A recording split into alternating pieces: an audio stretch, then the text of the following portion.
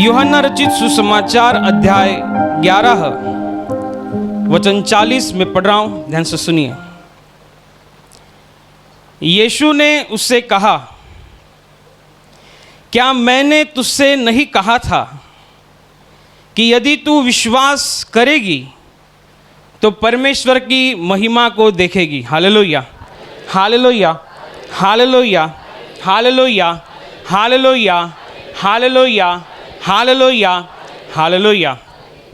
प्रभु यीशु मसीह किसी से बातचीत करते वक्त इस वचन को बता रहा है, क्या मैंने तुझसे ये नहीं कहा था कि यदि तू विश्वास करेगी तो परमेश्वर की महिमा को देखेगी।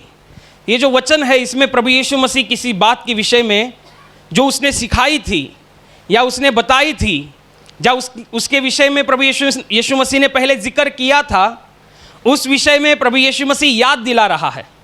प्रभु यीशु मसीह उसको स्मरण दिला रहा है। क्या मैंने तुझसे ये नहीं कहा था? प्रभु यीशु मसीह स्मरण दिलाता है। पवित्र शास्त्र में स्मरण दिलाना या स्मरण रखना, इसके विषय में एक बहुत बड़ा गहरा अर्थ होता है। जब परमेश्वर स्मरण करता है या स्मरण रखता है, यह अपने आप में बहुत बड़ी बात होती है। या परमेश्वर हमें स्मरण दिलाता है, वो भी अपने आप में बहुत बड़ी बात होती है। तो इसके विषय में पवित्र आत्मा के द्वारा हम विस्तार से जानेंगे कि जब परमेश्वर याद दिलाता है तब कितनी बड़ी महिमा हमारे जीवन में प्रवेश करती है। यीशु मसीह ने खुद से इस वचन में कहा, ये परमेश्वर के खुद के वचन है कि क्या मैंने तुझसे ये नहीं कहा था, क्या मैंने तुझे पहले नहीं बताया था, क्या मैंने तुझे पहले ये नहीं सिखाया था कि यदि तू विश्वास करेगी तो परमेश्वर की महिमा को देखेगी। ये घटना विस्तार से हम जानेंगे कि ये जो जिसके साथ प्रभु यीशु मसीह बातचीत कर रहा है वो एक बहन है जिसका नाम था मार्था। इसका 3 जन का परिवार था जिसमें 2 बहनें और एक भाई रहता था, मार्था, मरियम और लाजरस। ये 3 जन का परिवार बेथानी गांव के रहवासी थे, बेथानी नगर के वो रहवासी थे और वे यीशु मसीह पर विश्वास रखते थे। लेकिन वे जिस गांव में रहते थे उस गांव के लोग यीशु मसीह के विरोधी थे। वो इसलिए विरोधी थे क्योंकि उस गांव के जो प्रधान लोग थे या उस गांव के जो याजक लोग थे या धर्म पंडित या धर्म पुजारी, जो कुछ भी आप कह लो, वे लोग प्रभु यीशु मसीह की बातों का गलत मतलब निकालते हुए प्रभु यीशु मसीह के विषय में लोगों को भड़काते थे। क्योंकि वहाँ के प्रधान, वहाँ के याजक, वहाँ के धर्म पंडित, धर्म पुजारी, उन लोगों को ऐसे लगता था कि हमने अपने जीवन का बहुत सारा समय शास्त्रों का अध्ययन करने में लगा दिया, लेकिन हमारे पास कोई नहीं आ रहा है। लेकिन ये 31, 32, 33 साल का जो यीशु नाम का कोई आदमी है, उसके पीछे लोग पागल होते जा रहे हैं। उनको ऐसे लगता था और वो उनको सहन नहीं होता था। हम प्रधान है, हम याजक है, हमारे पास डिग्री है, हम ज़्यादा पढ़े हैं, हमने ज़्यादा उम्र गवाई है, हमारे बाल के ऐसे ही पके नहीं है, ऐसा उनको लगता था। इसलिए वो कैसा तैसा षड्यंत्र करके यीशु मसीह की बातों का गलत मतलब निकालते हुए बेथानी नगर के लोगों को भड़काते थे। और वो लोग भड़कते भी थे क्योंकि उनको ऐसे लगता था कि ये जो प्रधान लोग हैं, याजक लोग हैं, ये ज़्यादा पढ़े लिखे लोग हैं, ये ज़्यादा जानकारी रखने वाले लोग हैं या ज़्यादा अनुभवी लोग हैं, इसलिए लोग भरम भी जाते थे। और इतना वो भरमा गए, इतना वो प्रभु यीशु मसीह की विरोधी हो गए, तो बाइबल बताती है कि वे लोग यीशु मसीह और उसके चेलों को मारना चाहते थे, पथराव करना चाहते थे। इतना गुस्सा इन लोगों ने प्रभु यीशु मसीह के प्रति उन लोगों के दिल में भर दिया। और ये बेथानी गांव, पूरा का पूरा बेथानी गांव यीशु मसीह का विरोधी होते हुए भी ये परिवार जो लाजरस का परिवार है, जो मार्था, मरियम, ये 3 जन, परिवार के 3 जन यीशु मसीह पर विश्वास करते थे। पूरा गांव एक तरफ और ये परिवार एक तरफ है। पूरा गांव प्रभु यीशु मसीह का विरोध करता है और ये परिवार यीशु मसीह पर विश्वास करता है। ये भली भांति जानता है कि शास्त्रों में जो लिखा है या भविष्यवक्ताओं की किताबों में जिस मसीहा के विषय में लिखा है, वो मसीहा दूसरा तीसरा कोई नहीं, वो यीशु मसीह है। ये उनका विश्वास था। और वे लोग अपनी जान की परवाह न करते हुए, अपने मान अपमान की परवाह न करते हुए, अभी हिंदी में क्या बोलते हैं मुझे मालूम नहीं, मराठी था वाइट टाकने, वैसा उसका भी परवाह न करते हुए वे यीशु मसीह पर विश्वास करते थे। और इसलिए वो विश्वास की बहुत बड़ी कीमत को चुका रहे थे वो परिवार। और इस कारण प्रभु यीशु मसीह का और उस परिवार का एक बहुत अच्छा नाता स्थापित हुआ, एक अच्छा स्नेह संबंध स्थापित हुआ। इतना कि बाइबल लाजरस को प्रभु यीशु मसीह का मित्र बताती है। प्रभु यीशु मसीह का मित्र लाजरस को बताती है। ये इतना अच्छा गहरा संबंध स्थापित हुआ है क्योंकि उन्होंने विश्वास के लिए बहुत बड़ी कीमत को अदा किया था और कीमत चुका रहे थे, क्योंकि उन्हें पता था वे परिवार को पता था कि यीशु मसीह कोई साधारण इंसान नहीं, ये कोई एक साधारण गुरुवर्ग नहीं, ये कोई साधारण प्रधान या साधारण याजक नहीं, ये तो परमेश्वर की ओर से भेजा हुआ हमारे लिए अच्छा याजक ठहराया गया है। और होता यह है कि प्रभु यीशु मसीह उनके घर में आना जाना होता है। प्रभु यीशु मसीह गहरी बातें बताता है, परमेश्वर की योजनाओं के विषय में बताता है, उद्धार की बातें बताता है, क्योंकि यीशु मसीह जब इस संसार में मनुष्य रूप में था तब यीशु मसीह ने सांसारिक बातें नहीं की। जब कभी आप बाइबल पढ़ेंगे, यीशु की जीवनी को पढ़ेंगे, तब आपको ये पता चलेगा कि यीशु ने सांसारिक बातें नहीं की कि कितना जमीन का भाव कितना चल रहा है, सोना कितना चल रहा है, गेहूँ चावल का दाम कितना है, आटा कितना, ये पूछते नहीं बैठा, ये बातचीत करते नहीं बैठा। वो तो ये बातचीत करते बैठे कि स्वर्ग कितना अच्छा है, परमेश्वर कितना भला है, उसकी दया कितनी अच्छी है, वो परमेश्वर हमारी ओर देखता कैसे, वो हमसे बातचीत कैसे करता है, वो हमारे विषय में क्या सोचता है, सब बातें प्रभु यीशु मसीह बता रहा था। उसी दौरान प्रभु यीशु मसीह ने विश्वास की सामर्थ्य को बताया होगा, विश्वास के सामर्थ्य के विषय में प्रभु यीशु मसीह ने बताया होगा कि जब हम विश्वास करते हैं तो परमेश्वर की महिमा को देखते हैं, जब हम विश्वास करते हैं तो परमेश्वर और हमारा एक संबंध स्थापित होता है, जब हम विश्वास करते हैं तो स्वर्ग से आशीष उतरती है, जब हम विश्वास करते हैं तो परम प्रधान परमेश्वर का हाथ हमारे ऊपर आता है और जीवन में गवाही होती है और ये बातचीत होती है, बहुत अच्छा संबंध स्थापित होता है। और प्रभु यीशु मसीह इजराइल के गांव-गांव, नगर-नगर जाकर परमेश्वर का सुसमाचार बताता था, तो बेथानी गांव से छोड़ना पड़ा और दूसरे गांव में गया, वहां पे सुसमाचार बता रहा। उस दौरान एक घटना होती है, ये घटना ये होती है कि इस परिवार का जो भाई है लाजरस, वो लाजरस बीमार पड़ जाता है, इतना बीमार कि वो बिस्तर पकड़ लेता है और इसी बीमारी में वो मरने की कगार पर था। जब वो मरने की कगार पर था तो उसके बहनों में से किसी ने कहा कि यीशु को बुलावा भेजना, जब बुलावा भेजेंगे तो यीशु मसीह आएगा और इसे चंगा करेगा। जब उसे पता चलेगा कि उसका मित्र बीमार है तो यीशु मसीह को बुलावा जाता है, संदेशा जाता है, और जिस दिन संदेशा जाता है उस दिन प्रभु यीशु मसीह उसके घर में नहीं जाता। प्रभु यीशु मसीह कुछ अलग सोचकर बैठा है, प्रभु यीशु मसीह की योजना में कुछ अलग है। लेकिन उनको ऐसे लगता था कि हम बुलाएंगे, वो आएगा और इसको चंगा करेगा, लेकिन यीशु मसीह कुछ और जितना हम सोचते हैं उससे कई गुना ज़्यादा परमेश्वर अच्छा सोचता है। आपको क्या अच्छा लगता है? आपको लगता है कि मेरा 10 बाई 10 का कमरा है वो 20 बाई 20 का हो जाए, और परमेश्वर आपके लिए बंगला सोच के बैठा होगा। आप सोचते हैं कि मेरे पास 2 व्हीलर गाड़ी आ जाए, और परमेश्वर आपके लिए 4 व्हीलर सोचता बैठा होगा। ये परमेश्वर आपसे अच्छा, हमसे अच्छा सोचता है, वो हमसे ज़्यादा अच्छा जानता है। और इसलिए जबकि उसको संदेशा भेजा गया कि लाजरस बीमार है, वो नहीं आया, और उसी बीमारी में ये लाजरस मर गया। और उसके गांव के लोग, जो बेथानी गांव के लोग थे, जो विरोधी थे, यीशु मसीह के विरोधी, अभी उनके घर में कोई पुरुष इंसान नहीं था, मर्द इंसान नहीं था, इसलिए उनके घर में जो कुछ भी क्रियाकर्म थी, उत्तर क्रिया थी, वो गांव के लोगों ने की। वहाँ पे आए, उसको कपड़े में लपेटा, मुंह को बांध दिया, और उनके रीति रिवाज के अनुसार एक गुफा रूपी कब्र में जाकर उसको रखा। अब गांव में सब वातावरण शोकाकुल है, लोग उसके घर में सांत्वना के लिए आ रहे हैं, फिर भी यीशु मसीह नहीं आया। मरने के 1 दिन हो चुका, 2 दिन हो चुके, 3 दिन हो चुके, जब चौथा दिन आया, चौथे दिन हो चुके, तब प्रभु यीशु मसीह अपने चेलों से कहता है चलो लाजरस को उठाने। तो यीशु मसीह के चेलों को लगा यदि लाजरस सोया होगा तो उठाने के लिए जाने की क्या जरूरत है, उसके घर में 2 बहनें हैं, वो उसको उठा देगी, हमको जाने की क्या जरूरत है। तो यीशु मसीह कहता है वो मरा है, उसको उठाने के लिए जाना है। तो यीशु मसीह के चेलों को मालूम था कि वो बेथानी गांव के लोग तो हमको पथराव करके मारना चाहते थे, अभी यीशु बोल रहे जाना ही जाना है, तो हम भी मरने के लिए जाएंगे।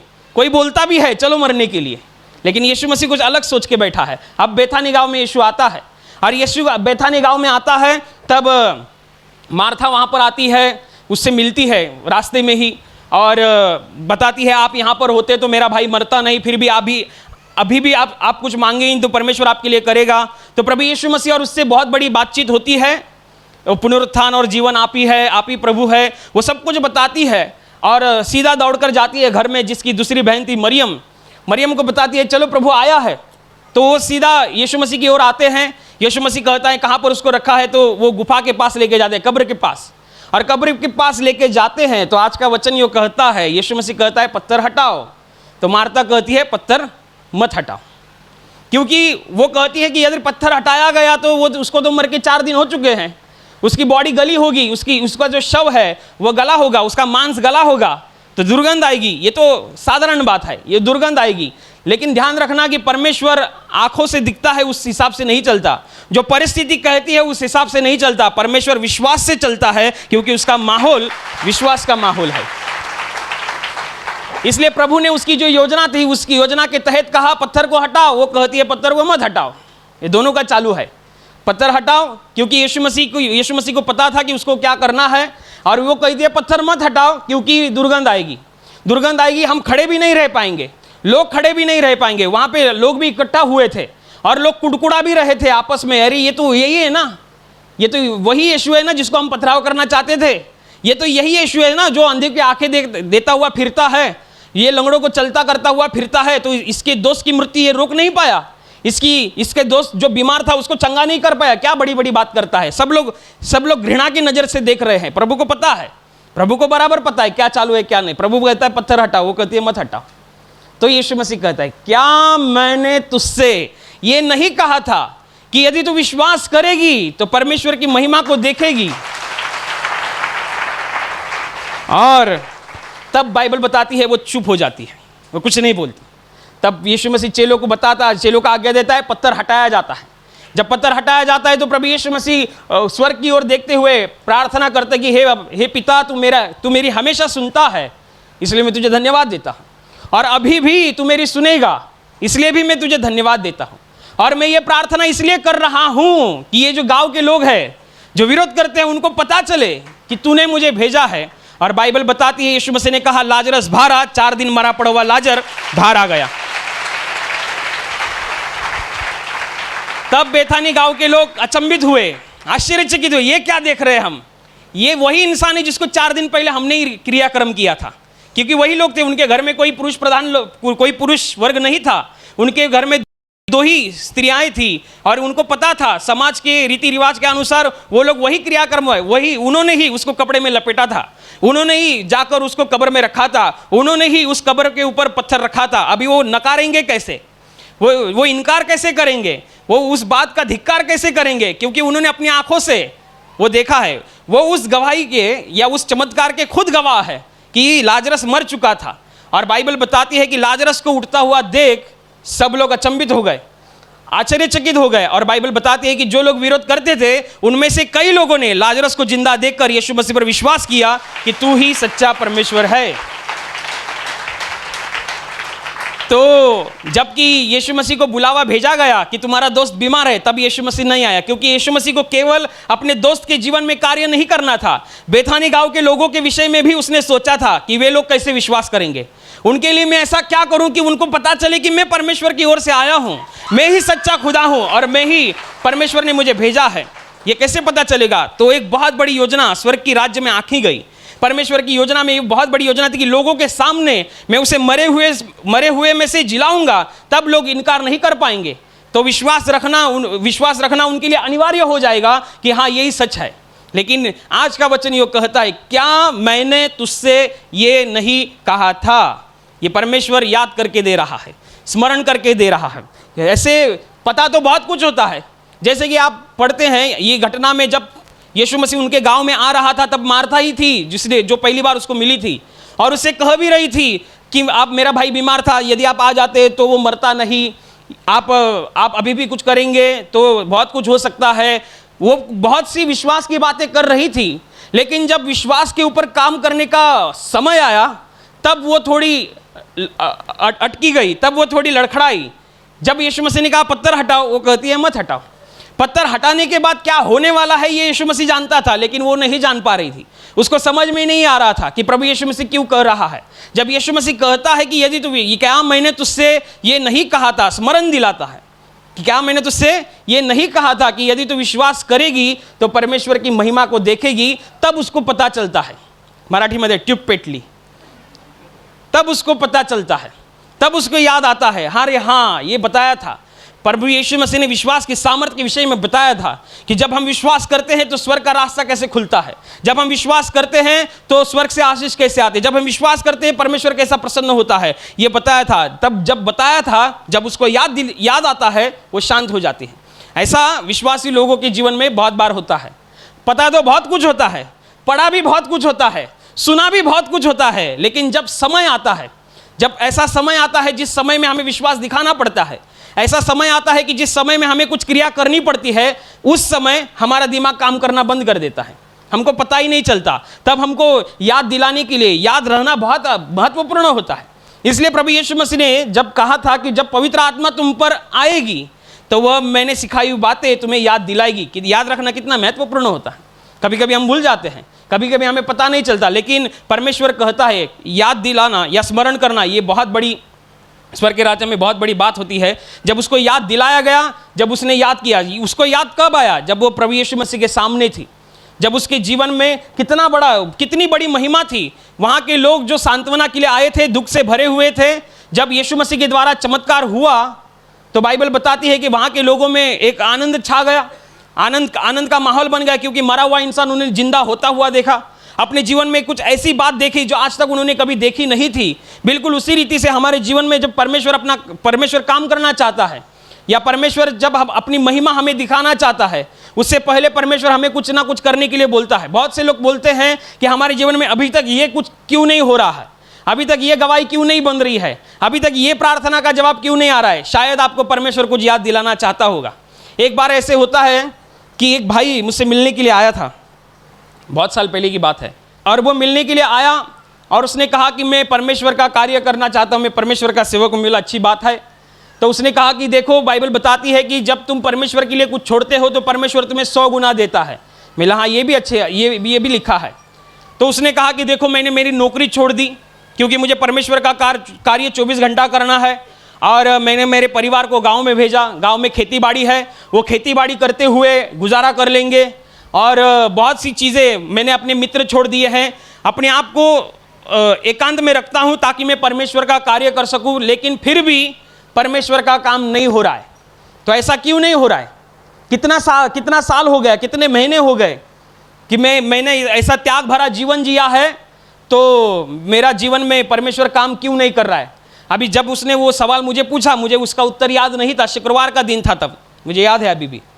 और वो बताकर चला गया, मैं भी क्या उत्तर होगा। वो कहता है मैंने त्याग भी किया है, क्योंकि परमेश्वर कहता है कि जो कुछ तुम मेरे लिए छोड़ोगे 100 गुना तुम्हें मिलेगा। मैं परमेश्वर के लिए मैं प्रार्थना करता हूँ, मैं ऐसे करता हूँ, मैं विश्वासी हूँ, ये है वो है, सब कुछ ठीक है, तो गड़बड़ किधर हो रही है पता नहीं चला।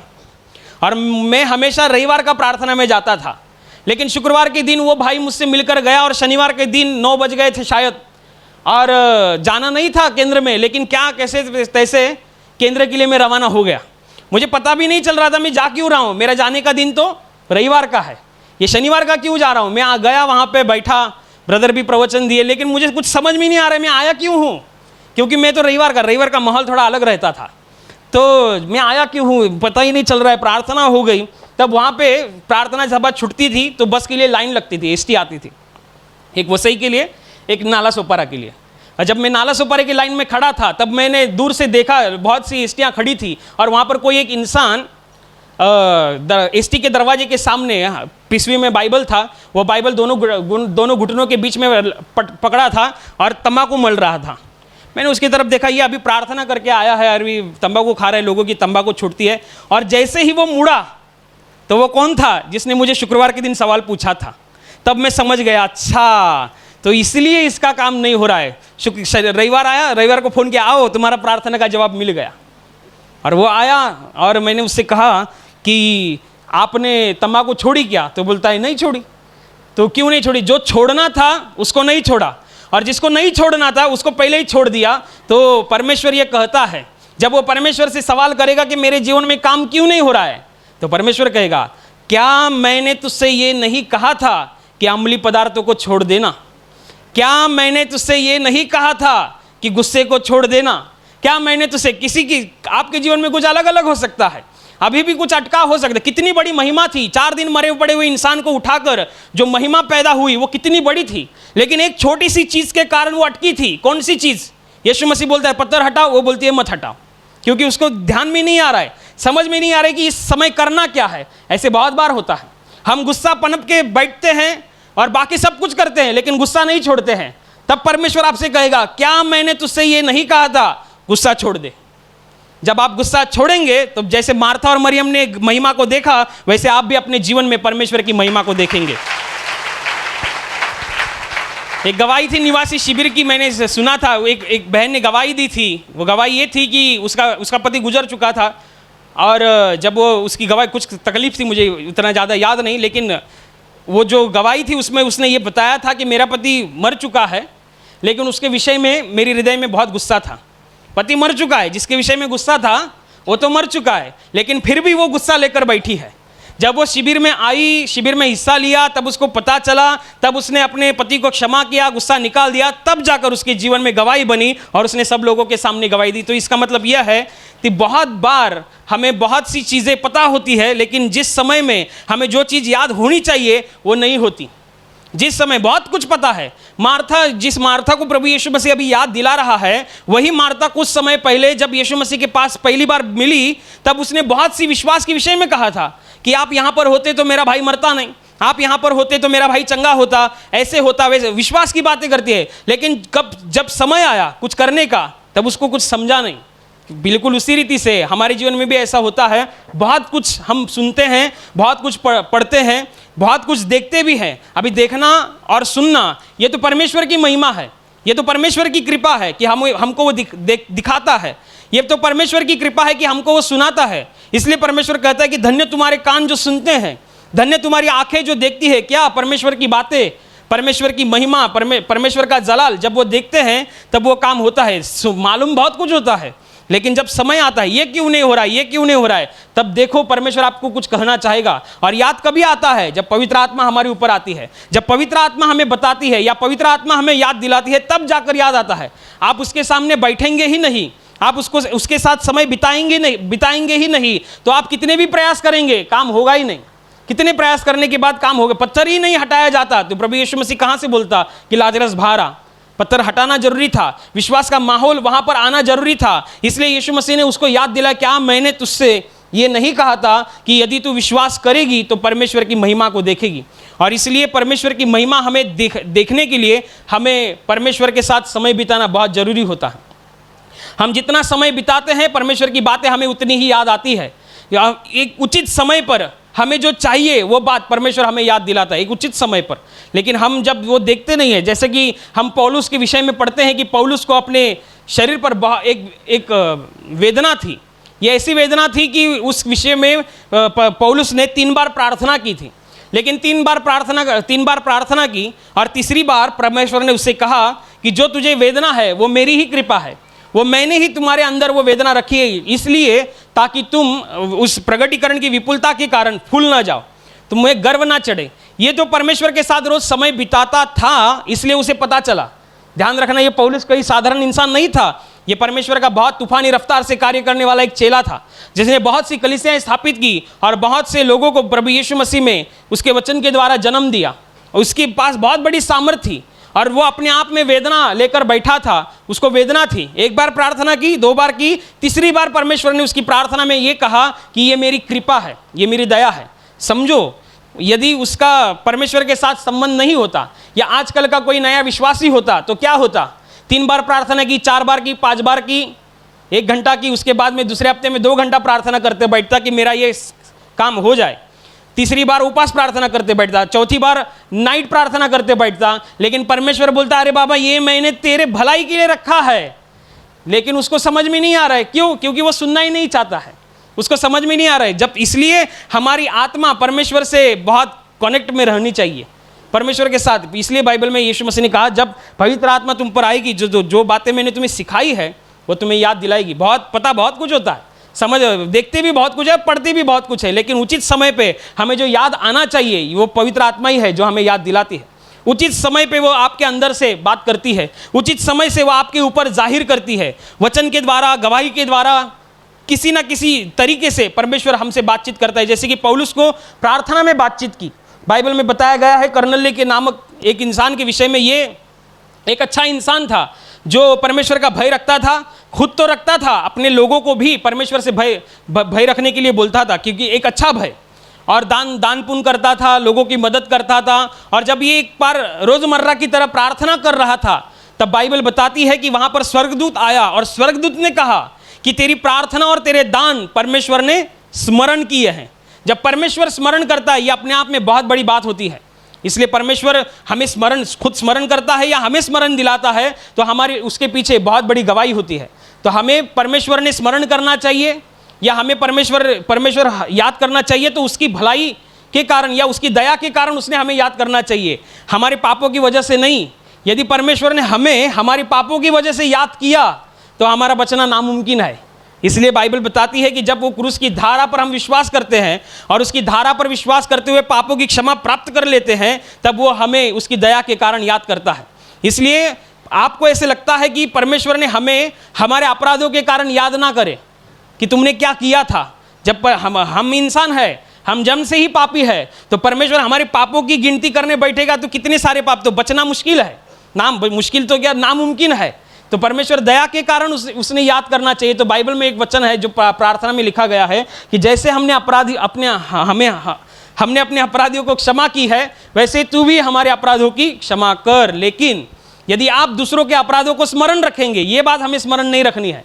अच्छी बातें स्मरण रखने, इसने मेरे साथ ये किया था, ये मैं भूलूंगा ही नहीं। इसने मुझे गाली दिया था, ये मैं भूलूंगा ही नहीं। ऐसा परमेश्वर आपके विषय में सोचेगा कि तुमने ये पाप किया था, मैं भूलूंगा नहीं, तो तुम क्या बचोगे? नहीं बचोगे।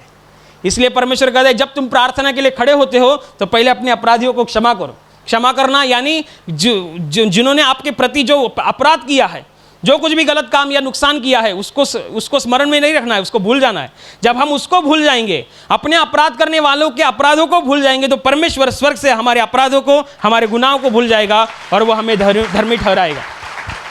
इसलिए स्मरण करने के लिए, स्मरण रखने के लिए परमेश्वर के साथ मेल मिलाप बढ़ाना बहुत जरूरी है। उसके साथ समय बिताओ, प्रार्थना करो। बिना प्रार्थना करके आप स्मरण या बिना परमेश्वर से संपर्क में रहे आप स्मरण नहीं ला सकते। नहीं तो आप ऐसे ही रहेंगे, पता बहुत कुछ है। यीशु मसीह कहता है पत्थर हटाओ, आप सोचते बैठेंगे क्यों हटाना है, अरे हटाने आने का तो पहला ही आने का था। आज के विश्वास ऐसे बोलते, आने का तो पहले ही आने का था, अभी क्यों आया? अभी तो 4 दिन मर के 4 दिन हो चुके हैं, बॉडी गली होगी, वो 4 दिन से उसकी शरीर ने श्वास भी नहीं लिया होगा, और अभी क्यों आए हो? पहले ही आने का था। कुड़कुड़ाते बैठते, लेकिन मार्था कुड़कुड़ा ही नहीं, क्योंकि उसको पता था कि जिसने मुझे ये वचन सिखाया है वो अपने आप में बहुत मजबूत है। और वो कहता है कि यदि तू विश्वास करेगी तो परमेश्वर की महिमा को देखेगी। वो विश्वास करती है और परमेश्वर के राज्य से वो अपने भाई को जिंदा होता हुआ अपनी आंखों से देखती है। बिल्कुल उसी रीति से परमेश्वर हमें याद और स्मरण दिला। इसलिए हम सब मिलकर प्रार्थना करेंगे। Hallelujah, hallelujah, hallelujah. और अभी प्रार्थना करने का समय है। प्रभु यीशु मसीह ने कहा, यद्यपि तुम मेरे नाम से कुछ मांगोगे तो वह परमेश्वर की महिमा के लिए तुम्हें दिया जाएगा। हाँ, उसका वचन यही सत्य है। वह अपने वचनों को पूरा करना जानता है। वह अपने वचनों को पूरा करने की सामर्थ रखता है। इसलिए हम उसके वचनों पर और सामर्थ के ऊपर विश्वास रखते हुए विश्वास के द्वारा प्रार्थना करेंगे। आपके जिस हिस्से पर बीमारी है उस हिस्से पर हाथ रखिए, और वहाँ हाथ नहीं रख सकते तो अपने सीने पर हाथ रखिए। आपके जीवन में से और शरीर में से हर एक दुख, तकलीफ, बीमारी प्रभु यीशु मसीह के पवित्र नाम इसी क्षण नष्ट हो जाए। आपके जीवन के बंधन और श्राप प्रभु यीशु मसीह ने बहाए हुए पवित्र लहू के द्वारा इसी क्षण टूट जाए। आपके जीवन की समस्या और शैतान का भयावह अंधार प्रभु यीशु मसीह के दिव्य और पवित्र प्रकाश के द्वारा इसी क्षण नष्ट हो जाए। आप पर, आपके परिवार के ऊपर प्रभु यीशु मसीह के महान आशीष आए। आमीन।